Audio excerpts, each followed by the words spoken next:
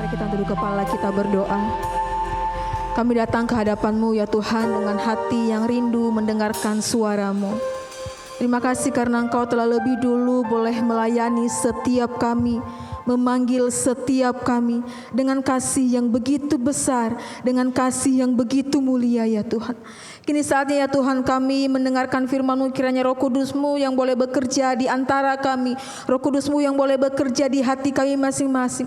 Bukalah telinga kami untuk boleh mendengar ya Tuhan, bukalah pikiran kami untuk boleh mengerti apa isi hati Tuhan yang Tuhan mau sampaikan bagi kami hari ini ya Tuhan. Ya Tuhan, urapilah hamba-Mu yang akan menyampaikan firman Tuhan hari ini, agar setiap kalimat-kalimat yang keluar dari mulutnya sungguh-sungguh itu hanya berasal daripada Tuhan sendiri. Terima kasih ya Tuhan, terima kasih. Kami menyerahkan waktu kami yang singkat dalam perenungan firman Tuhan di hari ini. Kami mohon urapan dari Tuhan dan juga boleh menolong kami sehingga kami boleh dimampukan untuk boleh mengerti apa isi hati Tuhan. Di dalam nama Tuhan Yesus kami berdoa. Amin. Silakan duduk Bapak Ibu Saudara.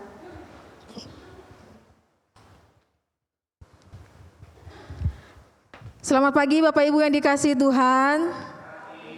Ya, kita bersyukur ya meskipun mungkin kondisi yang cuaca kurang mendukung pagi hari ini, bersyukur Tuhan boleh memanggil kita masing-masing dari tempat kita dan Tuhan boleh menibakan kita di gereja tanpa kekurangan satu apapun.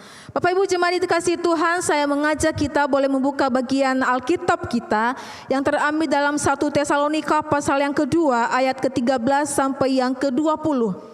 1 Tesalonika pasal yang kedua ayat 13 sampai yang ke-20 ini adalah surat Rasul Paulus kepada jemaat yang ada di Tesalonika.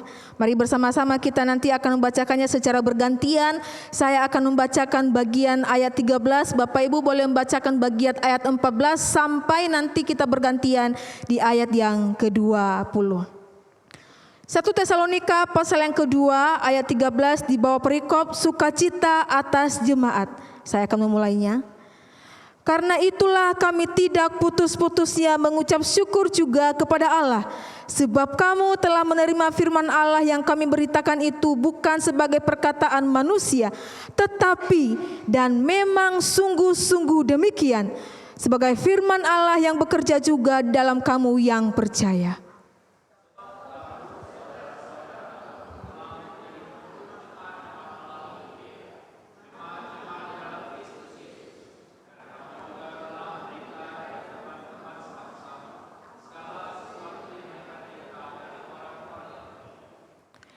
Yang membunuh Tuhan Yesus dan para nabi dan telah menganiaya kami. Apa yang berkenan kepada Allah tidak mereka pedulikan dan semua manusia mereka musuhi.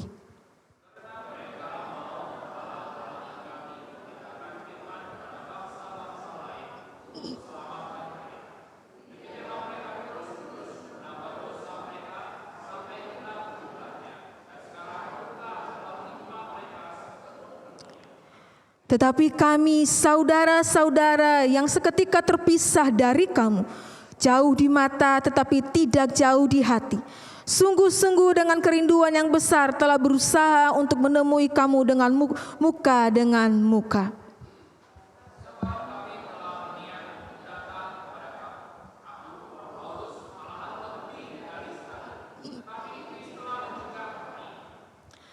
Sebab siapakah pengharapan kami atau sukacita kami atau mahkota kemegahan kami di hadapan Yesus Tuhan kita pada waktu kedatangannya kalau bukan kamu.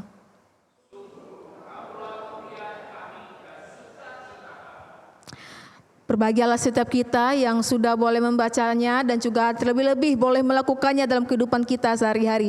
Bapak Ibu jemaat terkasih, minggu lalu kita sudah memulai bulan pelayanan dengan mengingatkan kepada kita bahwa minggu lalu sudah dimulai dengan diingatkan kepada kita bahwa bagaimana dasar kita di dalam melayani Tuhan.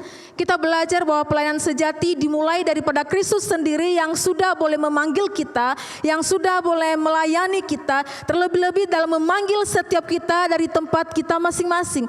Kristus yang terlebih dahulu memberikan teladan dan juga memanggil kita untuk boleh mengikuti jejaknya, untuk boleh mau melayani Tuhan. Sebagai orang percaya, Bapak Ibu yang dikasihi Tuhan, kita seharusnya mau melayani. Pelayanan itu bukanlah sebuah pilihan. Pelayanan bukanlah sebuah pilihan, tetapi itulah sebuah panggilan anugerah yang Tuhan sudah anugerahkan bagi setiap kita. Artinya apa? Bukan soal mau atau tidak mau melayani. Bukan pilihan, tetapi sebuah panggilan. Bukan soal mau atau tidak mau, tetapi soal bagaimana ketaatan kita kepada Tuhan yang sudah lebih dulu boleh memanggil kita untuk boleh melayaninya. Dia sudah memberi dirinya bagi kita. Dia sudah boleh memanggil kita dari tempat kita. Dia sudah mengangkat kita dari dosa kita. Dia melayani kita. Oleh sebab itu kita juga mau melayani dia karena dia sudah mau melayani kita terlebih dahulu. Bapak Ibu yang dikasihi Tuhan, pelayanan itu bukanlah sebuah pelayanan yang harus terlihat tampak oleh orang banyak. Tidak. Pelayanan itu dimulai daripada hal-hal kecil. Pelayanan itu dimulai dengan hal-hal yang mungkin hal yang sederhana. Pelayanan itu dimulai mungkin mendoakan gereja, setia mendoakan pergumulan gereja, setia mendoakan pergumulan jemaat, setia mendoakan mungkin bagi keluarga-keluarga Kristen yang mungkin mengalami pergumulan yang berat. Itu pelayanan. Pelayanan tidak harus terlihat mewah, pelayanan tidak harus terlihat harus megah, tidak. Tetapi pelayanan kita harus memulai dengan sesuatu hal yang sederhana.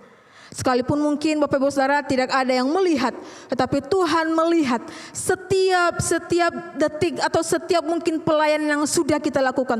Tuhan memperhitungkannya. Dan hari ini Bapak Ibu yang dikasihi Tuhan, kita akan kembali melanjutkan dengan tema pelayanan kita adalah melayani dengan sukacita. Melayani dengan sukacita. Selain dikasih Tuhan, di beberapa waktu yang lalu ada sebuah film animasi yang berjudul Inside Out ini ya. Nanti mungkin Bapak Ibu yang sudah menonton, yang belum silakan dilihat ya. Beberapa waktu yang lalu diterbitkan sebuah film ini, dan film ini menceritakan Bapak Ibu yang dikasih Tuhan, dalam setiap kehidupan manusia itu memiliki berbagai macam unsur emosi. Ya, memiliki berbagai macam unsur emosi, ada rasa takut, ada marah, ada sedih, ada juga rasa jijik, ada juga yang namanya sukacita. Ada sukacita di dalamnya. Namun Bapak Ibu yang dikasihi Tuhan, secara tersirat sang sutradara ingin menyampaikan pesan bahwa kalau seseorang memiliki sukacita, ia harus kelihatan tampak gembira. Kalau seseorang kelihatan sukacita, memiliki yang namanya sukacita, ia harus tampak happy. Harus tampak sukacita, harus happy, tidak boleh ada unsur emosi-emosi yang lain. Dan Bapak Ibu yang dikasihi Tuhan, di salah satu tokoh sukacita ini, Bapak Ibu, sang sutradara digambarkan sebagai pribadi yang selalu riang gitu ya. Tokoh sukacita ini, dia harus digambarkan sebagai tokoh yang harus gembira, harus happy, tidak bisa diam, harus selalu tersenyum, harus penuh dengan energi yang banyak. Pecicilannya, bahasa yang sekarang, pecicilan, harus happy, harus senyum. Seolah-olah Bapak Ibu yang dikasihi Tuhan, si joy atau si sukacita ini tidak boleh murung. Oleh karena apa? Oleh karena namanya sukacita. Saya dikasihi Tuhan, menariknya pandangan yang demikian juga sering sekali terbawa dalam kehidupan kita sebagai orang-orang percaya. Seringkali yang digambarkan oleh si Joy atau yang digambarkan oleh sang sutradara dalam kehidupan si Joy ini, seringkali juga itu terbawa dalam kehidupan kita sebagai orang percaya. Kita berpikir bahwa melayani dengan sukacita itu harus selalu tersenyum. Kita selalu berpikir bahwa melayani dengan sukacita tidak boleh lelah. Kita selalu berpikir bahwa melayani dengan sukacita itu tidak boleh sedih. Lalu bagaimana dengan kita yang penuh dengan pergumulan? Apakah itu tidak dikatakan sukacita?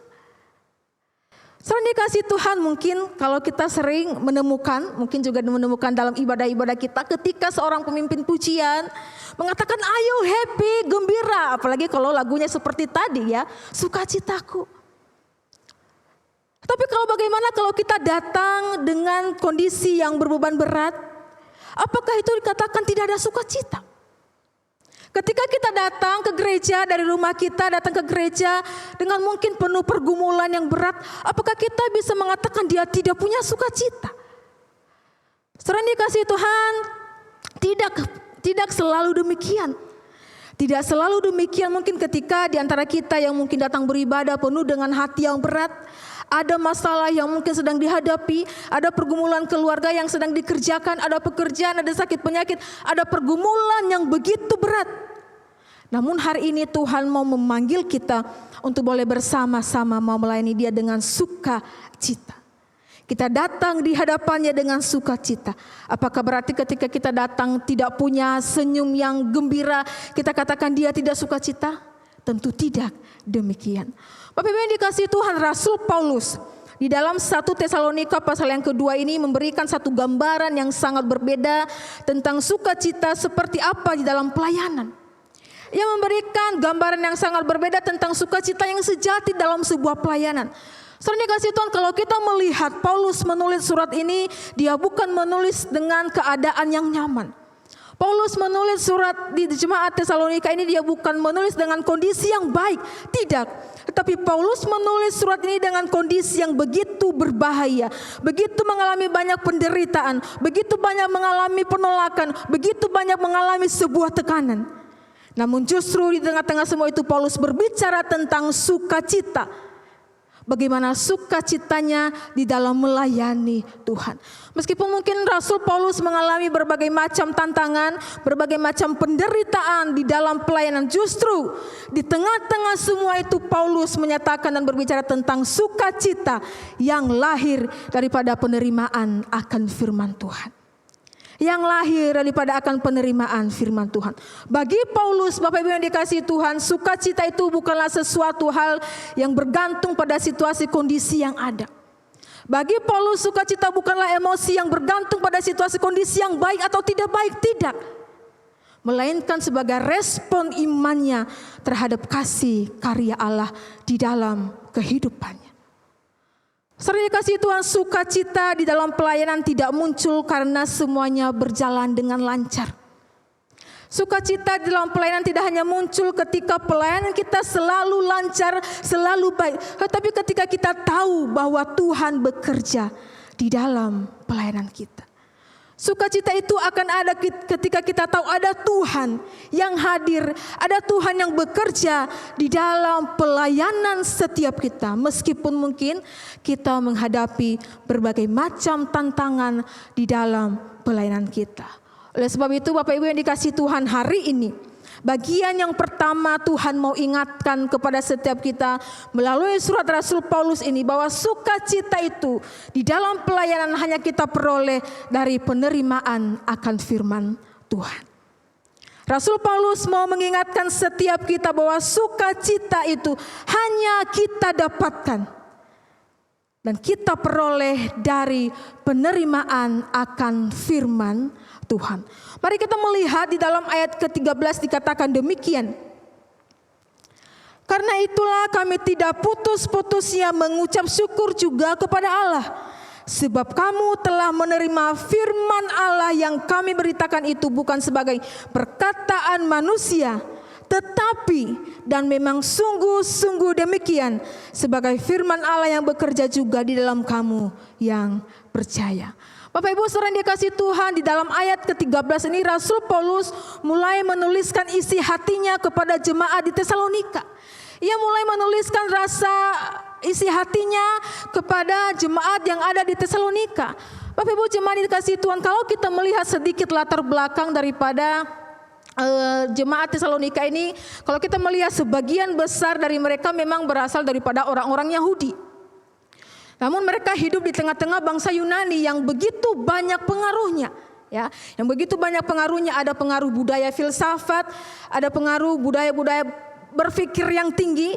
Budaya itu Bapak Ibu menekankan filsafat atau pemikiran-pemikiran atau pengetahuan yang menurut mereka itu bisa memuaskan hati mereka. Memuaskan pikiran mereka, memuaskan diri mereka. Mereka lebih tertarik kepada hal-hal yang tampak kelihatan baik. Mereka lebih tertarik kepada hal-hal yang tampak cerdas, menyenangkan hati mereka, menyenangkan isi pikiran mereka, menyenangkan hidup mereka. Namun ketika Paulus datang di sana dengan kondisi yang demikian, ketika Paulus datang memberitakan Injil, sesuatu hal yang terjadi kepada jemaat Tesalonika. Sesuatu hal terjadi kepada jemaat Tesalonika. Jemaat Tesalonika yang tadinya mengikuti keinginan mereka dengan hal-hal filsafat, pemikiran yang tinggi dengan hal yang menyenangkan hati mereka. Tetapi ketika Rasul Paulus datang kepada jemaat Tesalonika, mereka bukan hanya mendengarkan firman Tuhan yang disampaikan oleh Rasul Paulus hanya sebagai teori, hanya sebagai pemikiran mereka, hanya sebagai penambah wawasan, tidak. Tetapi mereka menerimanya sebagai firman Allah yang hidup. Sebagai firman Allah yang hidup. Dan firman itu bekerja di dalam hati mereka, mengubah cara pandang mereka, mengubah cara berpikir mereka, merubah cara hidup mereka. Yang lama mungkin mereka begitu banyak meninggalkan hal-hal yang benar, tapi ketika Rasul Paulus memberitakan Injil di sana, cara hidup mereka berubah total. Selain dikasih Tuhanlah, itulah sebabnya Paulus mengatakan bersukacita dan berterima kasih kepada Allah. Karena apa? Karena ia melihat buah dari pelayanannya. Paulus mengatakan sukacita karena apa? Karena ia melihat buah dari sebuah pelayanan yang sudah ia kerjakan. Jemaat yang benar-benar menerima dan hidup akan kebenaran firman Tuhan. Dan karena Paulus sungguh-sungguh mengucap syukur kepada Allah. Karena apa? Ia melihat jemaat Tesalonika yang tadinya meninggalkan Tuhan, mereka berbalik dan merubah cara hidup mereka untuk bisa mengikuti pemberitaan firman Tuhan. Saudara dikasihi Tuhan, ada sukacita yang Paulus ingin sampaikan kepada setiap kita. Bukan hanya kepada jemaat yang ada di Tesalonika, tidak. Tetapi bagi setiap kita ada sukacita yang ingin Paulus sampaikan dengan penuh kesungguhan. Paulus sampaikan kepada jemaat Tesalonika, aku bersyukur kepada Tuhan. Aku mengucap syukur kepada Tuhan. Kalau kita melihat Bapak Ibu yang dikasih Tuhan di surat Filipi, Paulus juga bersukacita. Meskipun mungkin dia tidak ada di sana di tengah-tengah jemaat Filipi, tetapi ia bersukacita. Karena apa? Karena jemaat-jemaat Filipi itu mengerjakan bagian pelayanan dengan penuh sukacita. Dan Paulus katakan, aku sukacita melihat buah pelayananku mereka dengan memberitakan Injil kepada orang-orang. Saudara dikasih Tuhan, hal yang sama juga Rasul Paulus mengatakan kepada jemaat di Tesalonika, aku bersukacita karena melihat buah pelayanannya yang berbuah dan mereka, hidup mereka diperbaharui oleh karena pemberitaan firman oleh Rasul Paulus di sana. Bapak Ibu yang dikasih Tuhan, saya pikir inilah yang menjadi dasar utama bagaimana Paulus mengingatkan kita bahwa iman kita berasal dari pendengaran akan firman Tuhan, bukan pendengaran yang sia-sia, bukan pendengaran dari kata-kata manusia, tidak, tetapi firman Tuhan yang hidup, yang mengubahkan setiap hidup saya dan hidup Bapak Ibu Saudara sekalian. Dia bukan hanya mengubahkan kehidupan jemaat di Tesalonika, tetapi ia juga mengubahkan hidup kita melalui apa? Melalui firman Allah yang hidup, yang meneguhkan setiap hidup kita. Saudara dikasih Tuhan, mereka tahu jemaat Tesalonika bagaimana arti dan tujuan hidup mereka ketika mereka sudah diperbaharui oleh firman Tuhan. Mereka tahu bagaimana mereka sudah ditebus dari dosa mereka. Mereka tahu bagaimana Tuhan sudah boleh menolong mereka. Oleh sebab itu mereka melakukan pelayanan seperti apa yang sudah disampaikan oleh Rasul Paulus kepada mereka. Dan itulah Bapak Ibu yang dikasih Tuhan yang Rasul Paulus ingatkan kepada kita hari ini. Sukacita di dalam pelayanan bukan karena kelihatan tampak lancar. Tetapi sukacita itu akan ada ketika kita mendasari semua pelayanan itu akan di dalam firman Tuhan. Sukacita itu akan kita dapatkan ketika kita melihat ada Tuhan yang bekerja di sana, di tengah-tengah pelayanan kita. Meskipun mungkin tampak tidak ada yang melihat. Meskipun mungkin tampak tidak ada yang memberikan satu pujian. Meskipun mungkin tampak tidak ada yang mengatakan, oh baik sekali pelayananmu, tidak. Tetapi Paulus mengingatkan kita, sukacita di dalam pelayanan itu kita lihat ada Kristus di sana yang memampukan setiap kita.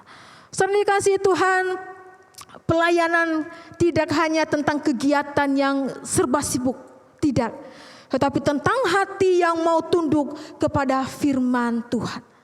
Pelayanan adalah tentang hati yang mau tunduk tentang firman Tuhan. Pelayanan artinya memberi diri. Ada satu pengorbanan di sana. Ada pengorbanan yang begitu besar. Saudara dikasih Tuhan, namun seringkali di dalam dunia ini kita memahami antara pengorbanan dengan sukacita. Kalau saya memberikan satu pengorbanan yang besar, apa yang menjadi sukacita saya? Kalau saya melayani dengan penuh waktu seharian di gereja, apa yang akan menjadi sukacita saya? Kalau saya mungkin memberikan waktu, tenaga, mungkin uang saya kepada gereja, apa yang akan menjadi sukacita saya? Saudara, hari ini Tuhan dan Rasul Paulus mengingatkan setiap kita. Sukacita di dalam sebuah pelayanan itu adalah ketika kita mendasarnya dengan tujuan yang benar, yaitu dengan firman Allah. Meskipun mungkin tidak ada yang melihat, meskipun tidak ada yang memberikan satu aplaus, tetapi ketika kita memandang kepada Dia, ada Kristus yang memampukan kita. Meskipun mungkin di tengah-tengah penderitaan yang ada, kita merasakan dan melihat sukacita yang sejati yang diberikan Allah kepada kita. Saudara dikasihi Tuhan, sukacita yang sejati dan penuh sukacita itu lahir dari hati yang mengasihi Tuhan dan taat kepada firman-Nya. Ada hati yang mau dibentuk. Ada hati yang mau tunduk dan dimurnikan oleh karena kita mau cinta kepada Tuhan. Karena Ia sudah lebih dahulu mengasihi kita. Bapak Ibu yang dikasihi Tuhan, di tengah segala hal yang kita lakukan hari ini, di tengah-tengah mungkin dalam ibadah kita, pelayanan kita, dalam setiap doa maupun dalam kegiatan-kegiatan rohani yang kita lakukan, akan kehilangan makna rohani ketika kita hanya menjadikannya sebuah kewajiban saja. Kita mungkin rajin ke gereja, kita mungkin rajin pelayanan, kita mungkin rajin segala sesuatu rajin. Tetapi kalau kita tidak mendasarinya dengan kasih Kristus, akan kehilangan makna rohani dan kita tidak akan merasakan sukacita di dalam pelayanan kita. Oleh sebab itu, Bapak Ibu yang dikasihi Tuhan, mari bersama ketika kita mau melayani, apapun itu pelayanan, yang kelihatan, yang tidak kelihatan, mari kita dasarkan pelayanan kita itu dengan pelayanan seperti untuk Tuhan yang sudah mau melayani kita. Lalu bagian yang kedua, Bapak Ibu yang dikasihi Tuhan, bagaimana kita bisa melayani dengan sukacita? Apa yang Tuhan sampaikan bagi kita melalui surat Paulus? Bagian yang kedua adalah berasal daripada bagian yang kedua adalah sukacita itu kita rasakan tetap ada meskipun mungkin ada penderitaan di dalamnya. Di dalam ayat 14 dikatakan begini Bapak Ibu. Sebab kamu saudara-saudara telah mengikuti teladan jemaat-jemaat Allah di Yudea, jemaat-jemaat di dalam Kristus Yesus. Karena kamu juga telah menderita dari teman-teman sebangsamu, sama seperti mereka derita dari orang-orang Yahudi. Bapak Ibu yang dikasihi Tuhan, di dalam ayat yang ke-14 ini Paulus mengingatkan tentang tantangan dalam sebuah pelayanan. Dia tidak mengatakan bahwa ketika ia melayani Tuhan di berbagai jemaat ia mengalami nyaman-nyaman saja, tidak. Tetapi ia menyampaikan bagi kita bahwa bagaimana sukacita itu tetap ada meskipun di tengah-tengah penderitaan, meskipun di tengah-tengah tantangan yang begitu hebat. Dan ia mengingatkan kepada kita bahwa bagaimana tantangan itu tetap ada di dalam sebuah pelayanan Tuhan. Tesalonika, kalau kita melihat Bapak Ibu yang dikasihi itu adalah salah satu kota pertama di mana Paulus melayani, itu ya. Di mana ia pertama kali melayani Bapak Ibu ya. Tesalonika adalah tempat ia melayani, namun ternyata ketika ia melayani orang-orang yang ada di sana Bapak Ibu yang dikasihi Tuhan, ada banyak orang-orang yang menolak pelayanannya. Bukan hanya pelayanan Paulus yang ditolak oleh mereka, tetapi bahkan juga keilahian Kristus itu juga mereka tolak. Oleh sebab itu mereka menolak bahwa Yesus bukanlah Mesias. Oleh sebab itu ketika Paulus hadir di sana, pelayanan mereka juga menolak dengan keras pelayanan yang Paulus beritakan di sana.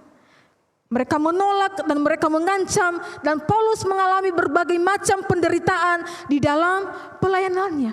Kalau kita melihat sekilas di dalam Kisah Para Rasul, Bapak Ibu yang dikasihi Tuhan, di situ di Kisah Para Rasul, bahkan juga di Roma dan berbagai surat lainnya dikatakan di sana Paulus itu begitu mengalami penderitaan, penganiayaan, bahkan dibuang.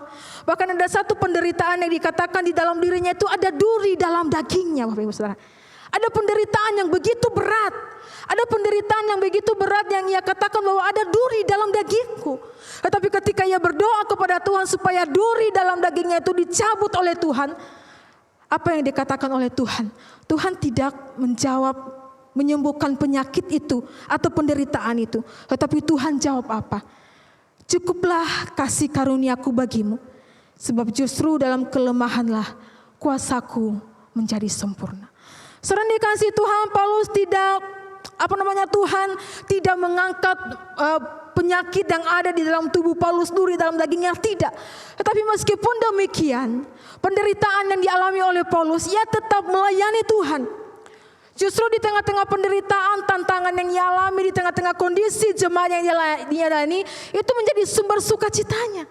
Ia begitu semangat dalam melayani karena apa? Ia menemukan sumber sukacita yang sejati karena ia tahu bahwa Tuhan, kasih Tuhan itu cukup baginya. Kasih Tuhan itu cukup baginya. Meskipun mungkin berbagai macam tantangan yang ia hadapi, ada begitu banyak pengalaman atau mungkin ancaman-ancaman yang ia hadapi. Tetapi kata Tuhan, cukuplah kasih karuniaku bagimu.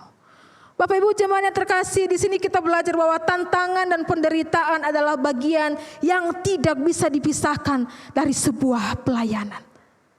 Tantangan dan penderitaan adalah bagian yang tidak dapat dipisahkan dari sebuah pelayanan.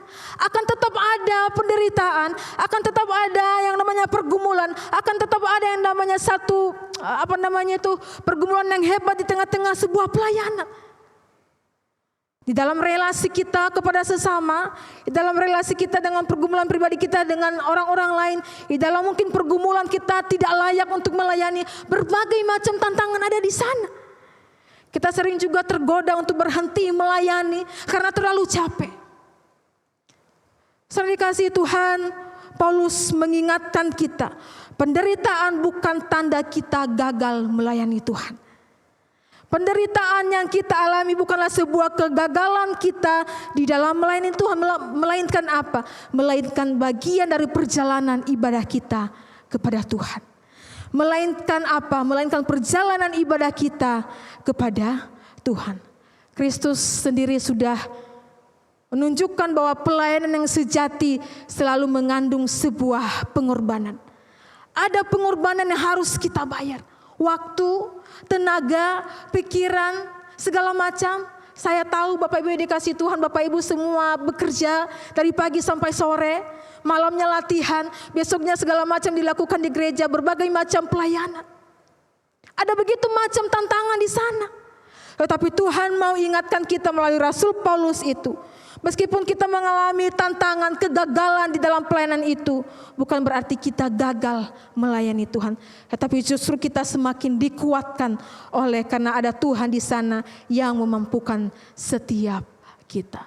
Saudara dikasih Tuhan, sukacita di dalam pelayanan tidak tergantung pada situasi yang mudah dan lancar. Tetapi pada kesadaran bahwa segala sesuatu yang kita lakukan adalah ibadah kita kepada Tuhan.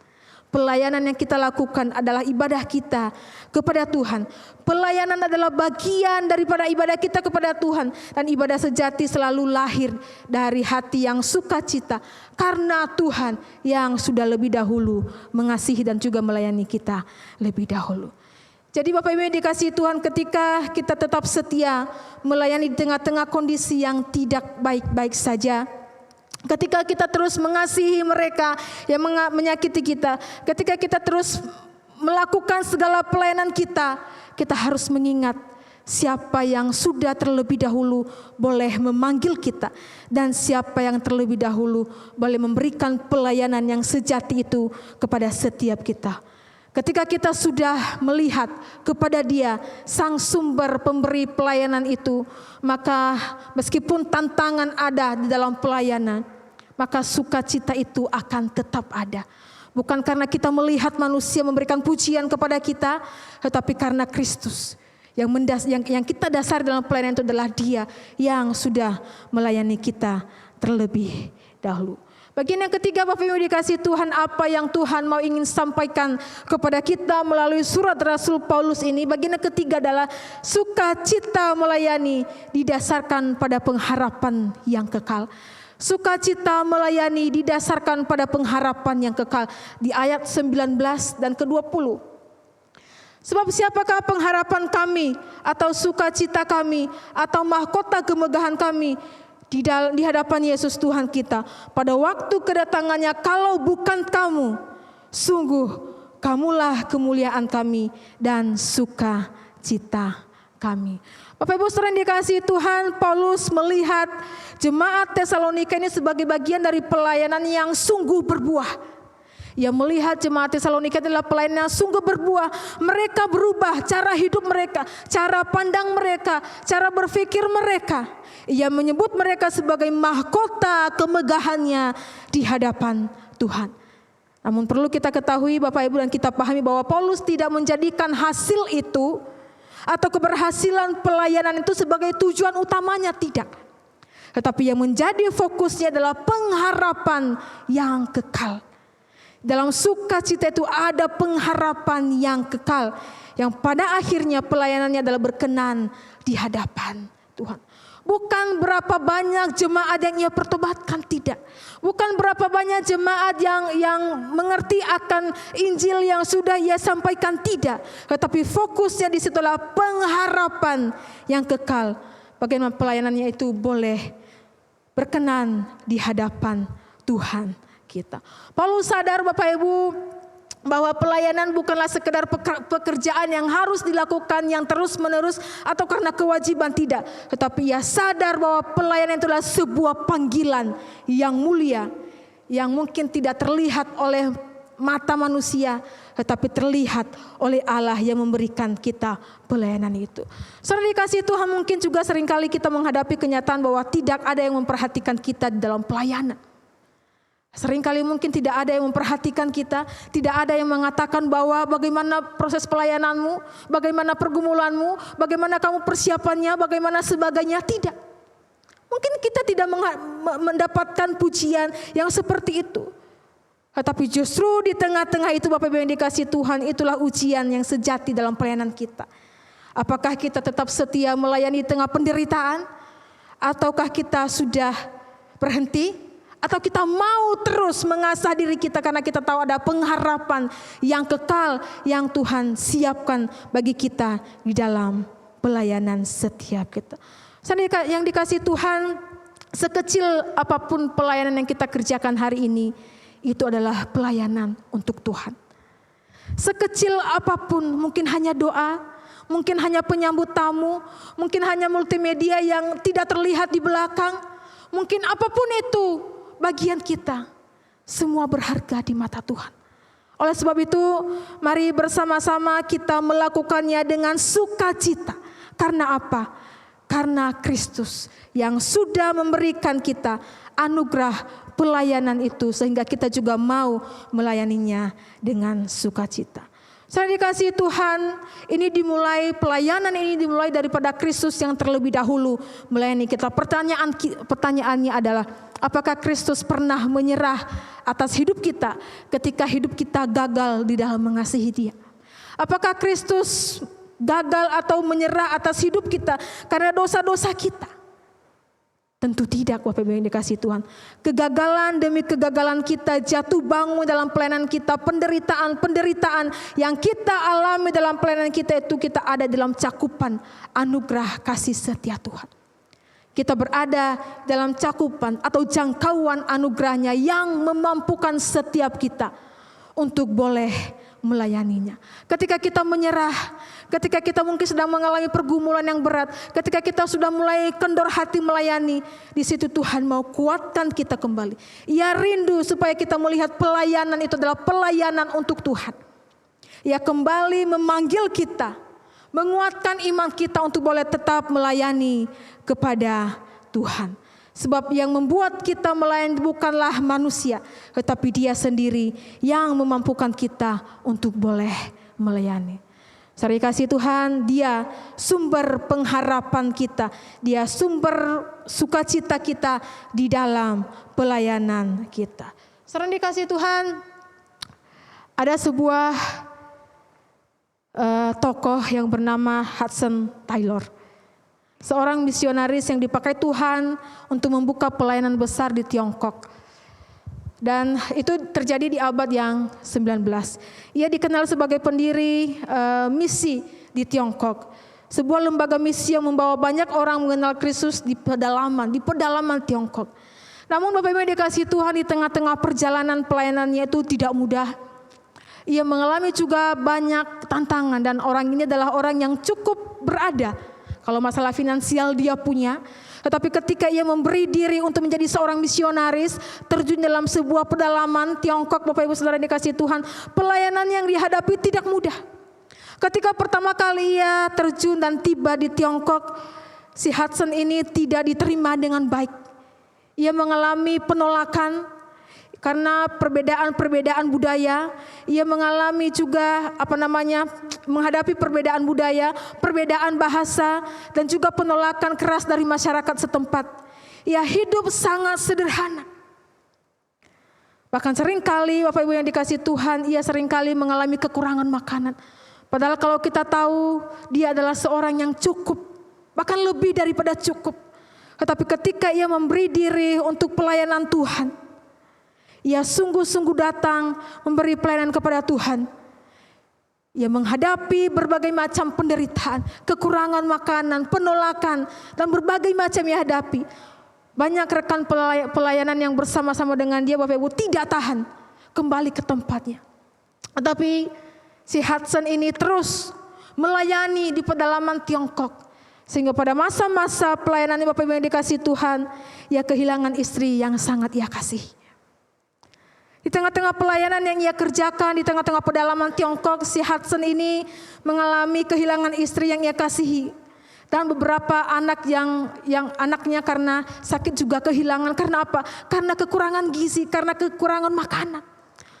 Bapak Ibu yang dikasihi Tuhan, kita membayangkan di tengah-tengah kondisi yang demikian, jauh daripada perkotaan, di pedalaman yang sangat jauh, di kesendirian, di dalam duka yang mendalam, ia harus tetap melayani dan menguatkan orang lain. Meskipun ia sendiri juga sedang mengalami kedukaan. Meskipun juga ia sendiri mengalami anak-anak, istri, ia mengalami kehilangan yang begitu berat. Ia meninggalkan seluruh hartanya hanya untuk melayani Tuhan. Ia tetap melayani dan menguatkan orang lain. Namun di tengah penderitaan itu Bapak Ibu yang dikasihi Tuhan, satu kalimat yang ia tulis dalam sebuah suratnya. Ia mengatakan demikian, saya telah belajar untuk mencintai salib. Bukan karena salib itu enak untuk dipikul, tetapi karena melalui salib, saya menemukan Kristus lebih dekat daripada sebelumnya. Ia belajar bagaimana untuk bisa mencintai salib.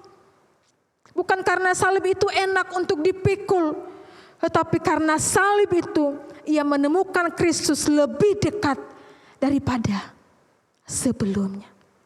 Lalu ia juga berkata, Bapak Ibu yang dikasihi Tuhan, sukacita sejati bukanlah karena keadaan yang begitu tampak lancar dan baik-baik saja, tetapi karena saya tahu Tuhan ada di dalam pelayanan saya.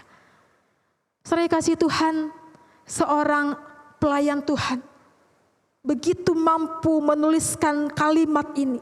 Di tengah-tengah kehancuran hatinya, kedukaannya, penolakan, penderitaan yang ia alami, ia mampu menuliskan surat dengan kata-kata yang indah yang demikian. Saudara dikasihi Tuhan, bagaimana dengan kita hari ini yang sudah berpuluh-puluh tahun melayani Tuhan? Apakah salib yang sedang kita pikul hari ini adalah salib yang begitu berat? Atau salib itu justru kita lebih dekat kepada Kristus? Apakah salib yang kita kerjakan, pelayanan yang kita kerjakan hari ini adalah sebuah kewajiban? Atau sebuah mungkin harus saya kerjakan? Atau mungkin salib itu, pelayanan itu justru kita menemukan kita, mendekatkan kita lebih lagi kepada Kristus, sama seperti Hudson Taylor. Saudara kasih Tuhan, Hudson Taylor yang tidak mengukur keberhasilan pelayanan dari jumlah orang, bagaimana orang bertobat terlalu banyak, tidak. Tetapi bagaimana ia menyelesaikan tugasnya sebagai seorang pelayan Tuhan. Sampai pada akhirnya ketika ia meninggal, Bapak Ibu Saudara, di akhir hidupnya, Taylor ini berkata, saya tidak menyesal telah menyerahkan hidup saya bagi Kristus. Tetapi saya hanya menyesal karena tidak bisa memberinya lebih banyak lagi. Ia tidak menyesal memberi dirinya melayani Kristus. Tetapi satu hal yang ia sesali adalah karena ia tidak memberi lebih banyak lagi untuk Kristus. Saudara dikasihi Tuhan, sepanjang hidup kita di dalam dunia ini, seberapa banyak hal yang sudah kita berikan kepada Tuhan melalui hidup kita. Seberapa banyak hal yang sudah kita lakukan untuk Dia. Atau kita menyesal untuk boleh mengambil bagian dalam pelayanan karena terlalu sibuk, terlalu padat pelayanan kegiatan gereja. Ataukah kita mampu seperti si Hudson Taylor ini mengatakan, saya tidak pernah menyesal. Tetapi saya menyesal karena tidak bisa memberi lebih banyak untuk pelayanan Tuhan. Saudara yang kasih Tuhan, saya tutup khotbah ini dengan Mazmur 100 ayat 2. Dia katakan demikian, beribadalah kepada Tuhan dengan sukacita. Datanglah ke hadapannya dengan sorak-sorai. Bagian firman Tuhan ini mengajarkan kepada kita bahwa sukacita bukan hanya karena perasaan gembira, tetapi sebuah sikap hati yang mau tunduk kepada Tuhan untuk berbicara, untuk bisa beribadah dan juga melayani Tuhan. Sukacita itu muncul ketika kita tahu siapa yang kita sembah dan kita layani di hadapan Tuhan. Sehingga Bapak Ibu yang dikasihi Tuhan, ketika kita tahu siapa yang kita layani, ketika kita tahu sumber sukacita itu dari siapa dan untuk siapa, maka saya mengajak kita boleh berkata demikian. Saya tidak pernah menyesal telah menyerahkan hidup saya bagi Kristus, karena sudah Kristus memberi dirinya terlebih banyak bagiku. Saya mengundang kita untuk boleh bersama-sama bangkit berdiri. Saya rindu kita mengatakan sepenggal kalimat ini sama seperti Hudson Taylor. 1, 2, 3. Saya tidak menyesal telah menyerahkan hidup saya bagi Kristus, karena Kristus sudah memberi dirinya bagiku terlebih dahulu. Mari kita tunduk kepala, kita berdoa.